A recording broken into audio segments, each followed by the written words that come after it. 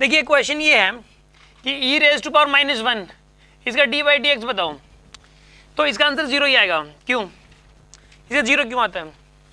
अभी अभी जैसे कि एक ने ये बोला कि सर ये तो e raise to power x से कंपेयर कर सकते हैं हम इसको, और जैसे e raise to power x का differentiation e raise to power x ही होता है, तो उस हिसाब से e raise to power minus one का e raise to power minus one ही होना चाहिए। तो क्या ऐसा नहीं होगा? इसका आंसर नहीं होगा e raise to power minus one का e raise to power minus one, क्योंकि ई की पावर में एक्स तो होना चाहिए ना, मतलब x is a variable term, तो एक वेरिएबल टर्म होनी चाहिए। और माइनस वन तो यानी कि एक्स की वैल्यू को फिक्स कर दिया, माइनस वन एक्स की वैल्यू बदल नहीं सकती, एक्स की वैल्यू को फिक्स कर दिया, कांस्टेंट मान लिया, तो अब ये पूरा कांस्टेंट ही बन गया। ई खुद एक कांस्टेंट है, ई इटसेल्फ इज ए कांस्टेंट, और इसकी वैल्यू 2.7 होती है। आप सिर्फ ऐसे सोचो, आप जैसे पाई होता है ना, पाई की वैल्यू फिक्स होती है 3.14, ठीक है। जैसे कि एक आएगा यूनिवर्सल ग्रेविटेशनल कांस्टेंट, इसकी वैल्यू होती है 6.67 10 रेज़्ड टू माइनस 11, फिक्स होती है, उसको कोई चेंज नहीं कर सकता। एक्सेलरेशन ड्यू टू ग्रेविटी 9.8 होती है। तो कुछ कांस्टेंट्स हैं ऐसे।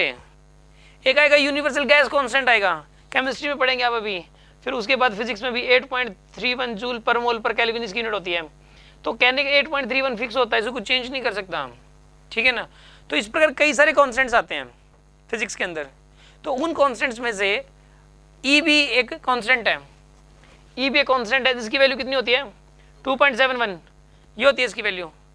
और ये कहीं पर भी आए आप समझ जाना कि इसकी वैल्यू 2.71 है, समझ आ गई बात आपको। तो अब इसका ई का चक्कर क्या है? अब जैसे पाई का चक्कर तो समझ आता है आपको, पाई का चक्कर तो सर वो सर्कमफ्रेंस होती है एक सर्कल की 2 पाई आर, तो वहाँ पे पाई ये कांस्टेंट वहाँ पे जुड़ जाता है, इसलिए हमें पाई बड़ा अजीब सा नहीं लगता। पाई आर उसका एरिया होता है, उसके अंदर पाई आ गया, तो उसके अंदर पाई आ गया तो मतलब जैसे कोई प्रॉब्लम है नहीं, मतलब उसके अंदर पाई आर उसके एरिया आ जाएगा। इस पर ई कहाँ पर यूज़ होता है ये अभी हमें पता नहीं, अभी मतलब मैं आपको सिखाऊंगा आगे, अभी मैंने पढ़ाया नहीं है वो, क्योंकि अभी तक आया नहीं। तो ई टाइम के साथ जैसे लोगरिथम के दौरान कुछ सीख जाओगे आप ई के बारे में। तो ई क्या चीज़ है? ये सिर्फ एक ऐसा सोचो कि कांस्टेंट है, और अगर इस कांस्टेंट की वैल्यू 2.71 इसकी पावर में जैसे x हो, तो इसका जो डिफरेंशिएशन होता है वो 2.71 की पावर x ही हो जाता है। लेकिन अगर इसकी पावर में कोई कांस्टेंट वैल्यू होगी, जैसे लाइक 1 2 3 4 5 -1 -2 -3 -4 ऐसा कुछ भी, तो इसका डिफरेंशिएशन क्या हो जाएगा ऐसे केस के अंदर? उसका डिफरेंशिएशन हो जाएगा फिर 0 हो जाएगा, क्योंकि कांस्टेंट नंबर हो गया, कांस्टेंट नंबर का डिफरेंशिएशन 0 होता है।